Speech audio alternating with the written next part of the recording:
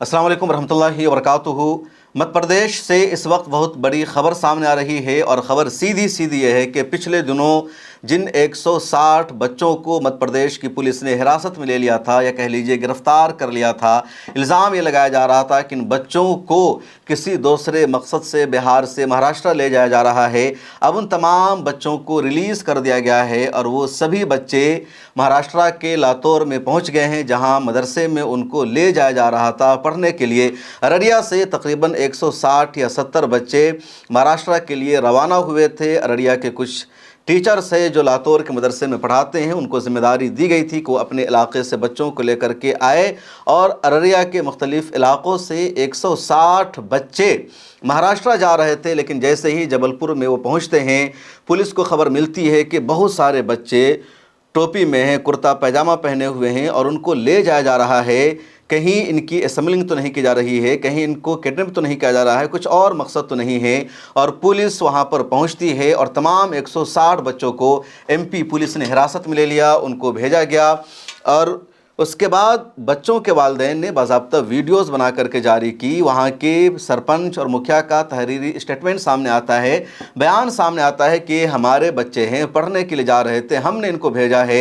इसके बावजूद पुलिस नहीं सुन रही थी। फिर मध्य प्रदेश के जो पॉलिटिशियन हैं उन लोगों ने कोशिश की, जिद्दोजहद की और फाइनली पुलिस ने इन तमाम बच्चों को रिलीज़ कर दिया है।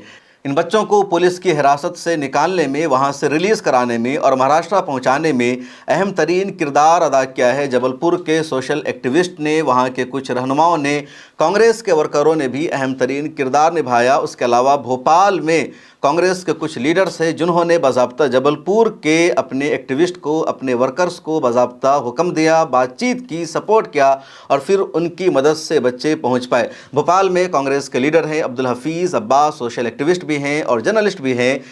उन्होंने भी इस सिलसिले में अच्छी खासी कोशिशें की और उन्होंने अपनी टीम से कहा, अपने दोस्तों से कहा जो जबलपुर में है, कटनी में थे, कि आप इन बच्चों को महाराष्ट्र पहुंचाने में इनकी मदद कीजिए, पुलिस से बातचीत कीजिए कि आखिर क्यों इन बच्चों को रिलीज़ नहीं किया जा रहा है। अब्दुल हफीज़ अब्बास ने इस ताल्लुक़ से कुछ वीडियोज़ भी अपने इंस्टाग्राम अकाउंट पर शेयर की है, आप सुनिए। छोटे छोटे बच्चों को ज़बरदस्ती ट्रेन से उतार के मानव तस्करी के नाम पे डिटेन किया गया। वो आज बहुत सारे सवाल खड़े करता है मध्य प्रदेश के प्रशासन पे, पुलिस प्रशासन पे और ख़ास तौर पे चाइल्ड वेलफेयर कमीशन पे, CWC के उन अधिकारियों पे जिन्होंने एक झूठी शिकायत की जांच के नाम पे बच्चों को 13 दिन तक डिटेन करके रखा, जिससे उनको मानसिक प्रताड़ना सहनी पड़ी। कल रात को आखिरकार सारे बच्चों को छोड़ दिया गया, वो अपने घर को वापस रवाना हो गए। सवाल हमारे बुनियादी वही हैं कि अब जब बच्चे जा चुके हैं, आपकी शिकायत झूठी निकली है, किस व्यक्ति ने मानव तस्करी की शिकायत की थी, कौन वो व्यक्ति था, उसके ऊपर कार्रवाई कब होगी, तुरंत FIR हो, उसकी गिरफ्तारी हो और उसके ऊपर कड़ी कार्रवाई हो ताकि आगे कोई भी व्यक्ति माहौल ख़राब करने की कोशिश ना करे। और ऐसे डिटेंशन के बाद CWC के सारे जो चाइल्ड वेलफेयर कमीशन अधिकारियों का निलंबन होना चाहिए, उनके ऊपर जांच होनी चाहिए, DM कटनी, SP कटनी की जवाबदेही तय होनी चाहिए। और हमारी मांग है माननीय मुख्यमंत्री से, जो गृह विभाग के मंत्री भी हैं, कि वो कार्रवाई करने के लिए आदेश दें, निर्देश दें। राष्ट्रीय अल्पसंख्यक आयोग को भी लिखा है। हफीज़ अब्बास के अलावा आरिफ मसूद ने और कांग्रेस के जो दूसरे लीडर्स हैं भोपाल के मुख्तलिफ़ इलाक़ों में या मध्य प्रदेश के दूसरे इलाक़ों में, उन लोगों ने भी मदद की और इन सब की कोशिशों से, जिद्दोजहद से फाइनली ये बच्चे महाराष्ट्र लातूर में पहुंच गए हैं। पुलिस ने इन सब को रिलीज़ कर दिया है और मैंने उसी दिन कहा था कि पुलिस इन सब को रिलीज़ कर देगी, लेकिन पुलिस इस वक्त बिला वजह का परेशान कर रही है। पुलिस ने माँ बाप सबको बहुत ज़्यादा खौफज़दा कर दिया था और अब जाकर माँ बाप ने राहत की सांस ली है। लेकिन यहाँ पर यह भी सोचना होगा आप सब लोगों को कि इतने छोटे बच्चों को अमूमन बाहर नहीं भेजना चाहिए। पिछली मरतबा की वीडियो में बहुत सारे लोगों ने कमेंट सेक्शन में आकर लिखा कि अपने इलाके में बच्चे नहीं पढ़ पाते हैं, घर भाग आते हैं, मदरसा में नहीं टिकते हैं, इसलिए दूर भेजना इनको ज़रूरी होता है ताकि ये लोग वहाँ पढ़े, भाग ना सके। ये बात आप जान लीजिए कि जो भागने वाले बच्चे होते हैं दुनिया के जिस कोने में आप उनको रख देंगे वहाँ से भाग जाएंगे, और जो पढ़ने वाले बच्चे होते हैं उनको आप जहाँ भी रखेंगे वो वहीं रहेंगे, भागेंगे नहीं। तो ये जो दलील है इसमें ज़्यादा लॉजिक नहीं है।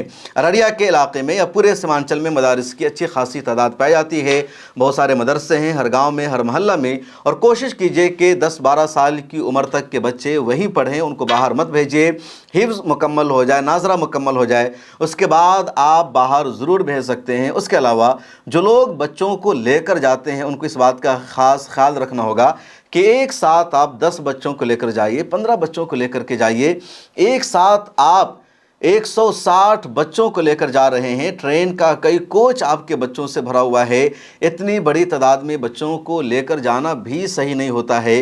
अगर रास्ते में कोई अटैक हो जाता है, कोई किडनैप कर लेता है, कोई बच्चों को उठाकर लेकर जाता है तो क्या होगा, कैसे आप बचा पाएंगे? तो कम तादाद में बच्चों को लेकर जाना चाहिए, एक साथ इतना नहीं जाना चाहिए। और कोशिश ये होनी चाहिए कि बच्चे आपके इलाके में ही पढ़े। मजबूरी में आप बाहर भेज सकते हैं लेकिन इतनी बड़ी तादाद में नहीं। आपकी क्या राय है? कमेंट सेक्शन में लिखिए। मिल्लत क्लिप को सब्सक्राइब कर लीजिए, फिर मुलाकात होगी।